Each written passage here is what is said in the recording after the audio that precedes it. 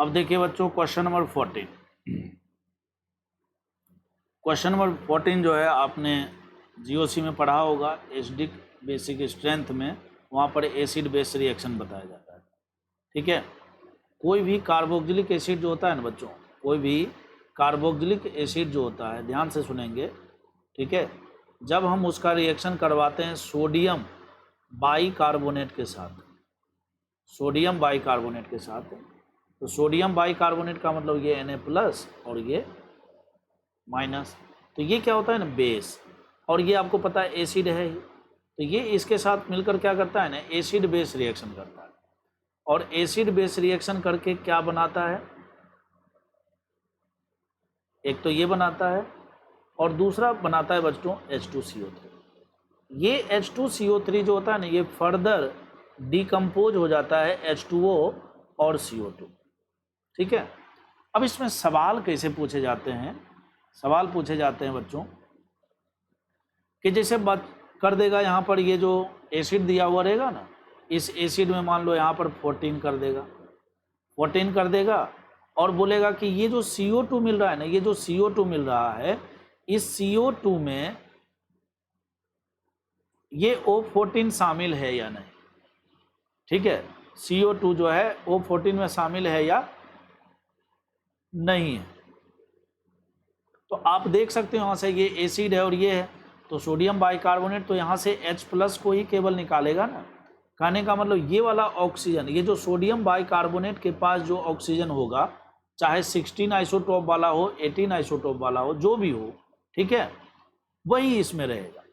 या फिर कार्बन का भी आइसोटॉप्स बना सकता है, ठीक है, कुछ भी बना सकता है, जैसा कि इसमें किया भी गया है। अब आपको समझ में आ जाएगा क्वेश्चन। तो यहाँ पर बच्चों देखिए माइनस है और यहाँ प्लस है, तो आपको पता है ये एसिड बेस रिएक्शन करेगा, और एसिड बेस रिएक्शन करके फाइनली ये आपको देगा H2CO3 देगा। और H2CO3 में खास बात ये है कि यहाँ पर कार्बन 14 है, और आपको पता है ये डिकम्पोज होगा तो H2O और CO2 में कन्वर्ट होगा, मतलब फाइनली ये CO2 में कन्वर्ट होगा। और CO2 में भी कैसा वाला बच्चों, 14 वाला है, ये बात विशेष ध्यान रखना है। ठीक है, अब उसका रिएक्शन जो है ना, उसका रिएक्शन बच्चों करवाया जा रहा है किसके साथ, ग्रिग्नार्ड रिएजेंट के साथ करवाया जा रहा है। किसके साथ करवाया जा रहा है, ग्रिग्नार्ड के साथ। तो करवाने दो, कोई बात नहीं, ये इसके ऊपर अटैक हो जाएगा। आपको पता है कि ये बनाएगा बेंजोइक एसिड बनाएगा। ठीक है, बाद में हाइड्रोलाइसिस करेंगे तो O- OH में कन्वर्ट हो जाएगा। जिसके ऊपर अटैक हुआ है ना, वो 14 कार्बन वाला है। ये सबसे इंपॉर्टेंट बात है इस question. Same to same way में बच्चों सेकंड वाले में भी यहाँ पर निगेटिव, यहाँ पॉजिटिव, एसिड बेस रिएक्शन किया, क्या बनाया होगा, H2CO3 बनाया होगा, सेम टू सेम ऐसे ही बनाया होगा। और तो और यहाँ पर देखिए इस कार्बन पर 14 दिखाया हुआ है, इसका मतलब 14 जो है H2CO3 के साथ होगा, ऐसा हो गया। अब उसके बाद फिर से इसका इसी के ऊपर अटैक हुआ है, अटैक होने के बाद सेम टू सेम यही प्रोडक्ट मिला है। कहने का मतलब दोनों से सेम टू सेम प्रोडक्ट मिला है। बस ध्यान रखने वाली बात यही है कि जो बेंजोइक एसिड में जो कार्बन आएगा COH वाला, वो 14 वाला होना चाहिए। तो देखिए ये तो नहीं हो पाएगा, ये भी नहीं हो पाएगा, SO बना दिया। ऑप्शन नंबर C इसका करेक्ट आंसर है, और ये भी नहीं हो पाएगा इसके कारण। क्वेश्चन नंबर 15 बच्चों को थोड़ा तकलीफ दे सकता है, चलिए इसको हम समझते हैं अच्छे से। सबसे पहला नंबर, आपको एक बात पता होना चाहिए कि जो साइक्लोप्रोपेन रिंग है ना, साइक्लोप्रोपेन रिंग, कहने के लिए तो देखिए ये सिग्मा बॉन्ड है, कहने के लिए तो ये सिग्मा बॉन्ड है, और सिग्मा बॉन्ड क्या होता है, स्ट्रांग बॉन्ड होता है, जैसा कि आप जानते हैं।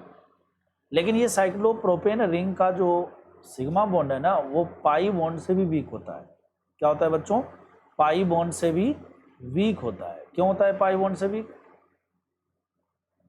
पाई बॉन्ड से वीक इसलिए होता है क्योंकि इसके अंदर एंगल स्ट्रेन इतना ज़्यादा होता है कि ये अनस्टेबल होता है। अनस्टेबल का मतलब हाईली रिएक्टिव होता है, हर हमेशा इसी फिराक में रहता है कि कैसे भी करके रिंग टूट जाए।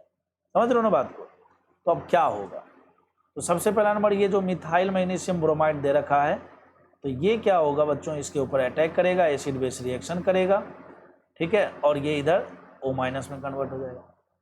अब आपको पता है कि इस कार्बन को आप गौर से देखिए, इस कार्बन पर देखिए ये क्या लगा हुआ है, इथॉक्साइड ग्रुप लगा हुआ है, और इथॉक्साइड एक अच्छा लिविंग ग्रुप है, तो ये इसके ऊपर अटैक करेगा और ये इधर खुल जाएगा। तो फाइनली क्या होगा,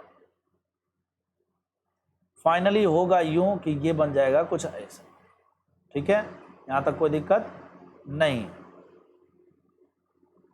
अब क्या होगा, अब होगा ये कि जैसे देखिए जो दूसरा है ना, दूसरा कार्ब ये बन गया यहां पर। अब ये जो दूसरा दिया हुआ है देखिए,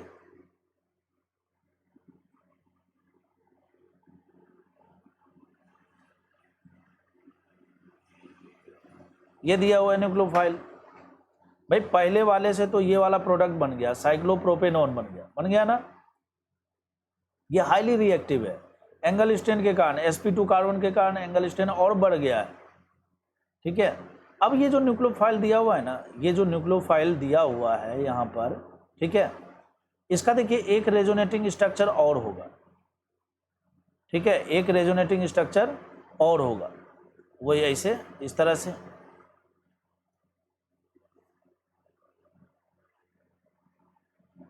आपको पता हो तो इसको इनोलेट आयन भी बोलते हैं। अब सवाल उठता है कि दोनों में से ज़्यादा रिएक्टिव कौन है, दोनों में से ज़्यादा अच्छा न्यूक्लियोफाइल कौन है, ये वाला अच्छा न्यूक्लियोफाइल है या ये न्यूक्लियोफाइल है। कहने का मतलब इस साइक्लोप्रोपेनॉन के इस कार्बन पर जब अटैक होगा, है ना, तो ये कार्बन C- बनकर अटैक करेगा या O- बनकर अटैक करेगा। तो इसका जवाब है C- बनकर अटैक करेगा। अब सब आपके दिमाग में आएगा क्यों, ऐसा क्यों। ठीक है, तो इसका जवाब ये है कि बच्चों कार्बन और ऑक्सीजन में, आपको पता है कार्बन और ऑक्सीजन में ऑक्सीजन मोर इलेक्ट्रोनिगेटिव है ना, और कार्बन लेस इलेक्ट्रोनिगेटिव है। तो जो लेस इलेक्ट्रोनिगेटिव होगा वो आसानी से इलेक्ट्रॉन देगा। समझ रहे हो ना बात को, जो लेस इलेक्ट्रोनिगेटिव होगा वो आसानी से इलेक्ट्रॉन देगा। जो मोर इलेक्ट्रोनिगेटिव रहेगा, वो मोर इलेक्ट्रोनिगेटिव का मतलब ही होता है कि इलेक्ट्रॉन खींचने की टेंडेंसी उसकी क्या है, ज़्यादा है। ठीक है, इलेक्ट्रॉन खींचने की टेंडेंसी क्या है, ज़्यादा है, तो वो आसानी से इलेक्ट्रॉन नहीं देगा। तो ये अटैक यहाँ से होगा इस वाले, फिर फाइनली क्या होगा बच्चों, ये खुल जाएगा। तो बनने वाला जो प्रोडक्ट होगा वो क्या होगा, ये देखिए ऐसा C डबल बॉन्ड हो, यहाँ पर देखिए इस कार्बन पर, ठीक है, इस कार्बन पर अटैक हुआ है, और यहाँ पर हमें क्या करना है, एक OH बना देना है, और यहीं पर एक साइक्लोप्रोपेन पहले बनाना है, और यहाँ पर O से OH कर देना है, क्योंकि बाद में देखिए हाइड्रोलाइसिस भी मतलब मीडियम एसिडिक रखा हुआ है। ठीक है, तो ये प्रोडक्ट बनेगा। तो मैं उम्मीद करता हूँ आपको समझ में आ गया होगा। ऑप्शन नंबर बी इसका करेक्ट आंसर।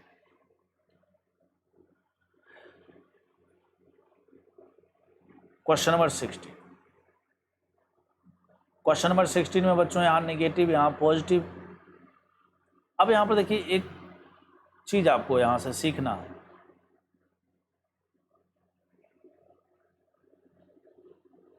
ये जो C डबल बॉन्ड O है का जो ये कार्बन है बच्चों, ये sp2 है, sp2 है ना, sp2 का मतलब प्लेनर, sp2 का मतलब प्लेनर।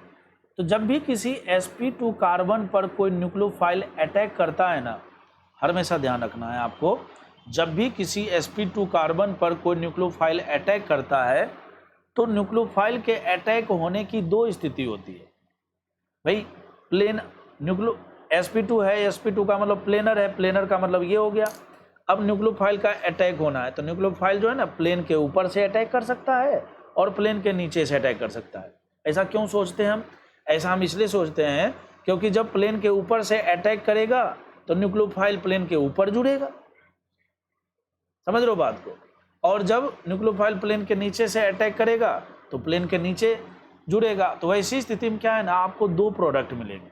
ठीक है, और जो दोनों प्रोडक्ट होगा, उन दोनों प्रोडक्ट में आपसे रिलेशन पूछा जा सकता है कि बताइए दोनों मिलने वाले प्रोडक्ट इनांसियोमर हैं, डायस्टीरियोमर हैं, आइडेंटिकल प्रोडक्ट हैं, क्या है नहीं है, पूछा जा सकता है। ठीक है,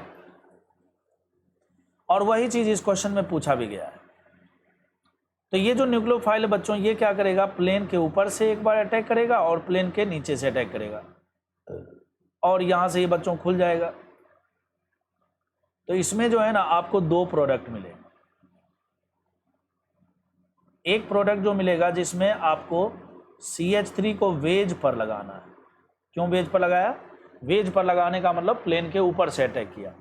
अच्छा, जिस समय CH3 ऊपर से आया होगा उस समय OH जो है प्लेन के नीचे रहेगा।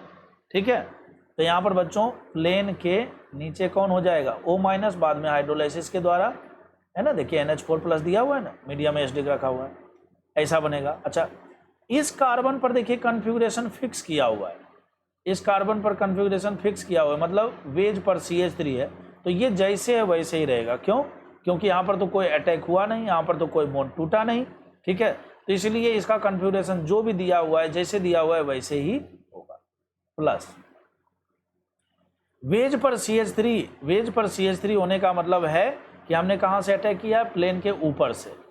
एक स्थिति ऐसी भी हो सकती है कि जब हम CH3 का अटैक जो है प्लेन के नीचे से करें, तो जब हम प्लेन के नीचे से अटैक करेंगे बच्चों तो CH3 जो है इस बार डैश पर जाएगा और वेज पर कौन आएगा? वेज पर आएगा OH इस बार। ठीक है, और ये कुछ ऐसा बनेगा।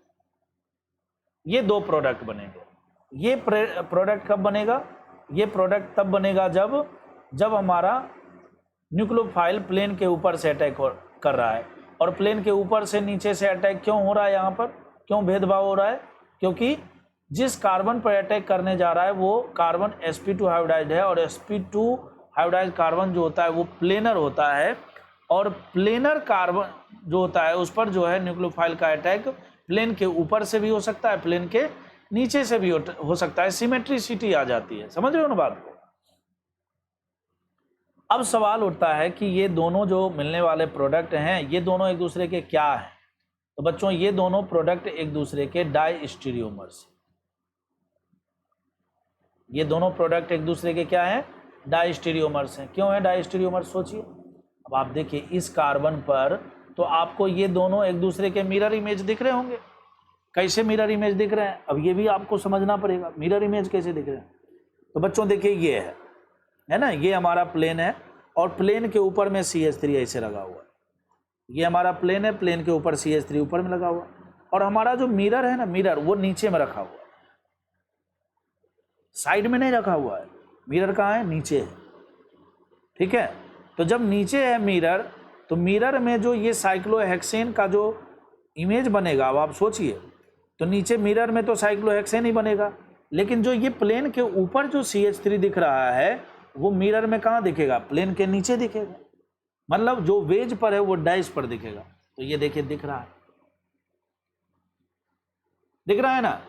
लेकिन ये अगर वाकई में एक दूसरे का मिरर इमेज है या होता तो भाई ये जो वेज पर CH3 था इसको भी डैश पर जाना चाहिए था ना, इसको भी डैश पर जाना चाहिए था। तो ये डैश पर नहीं गया, मतलब मिरर इमेज नहीं है। मतलब ये दोनों एक दूसरे के मिरर इमेज नहीं है, तो हम बोलेंगे ये दोनों एक दूसरे के डाइस्टीरियो।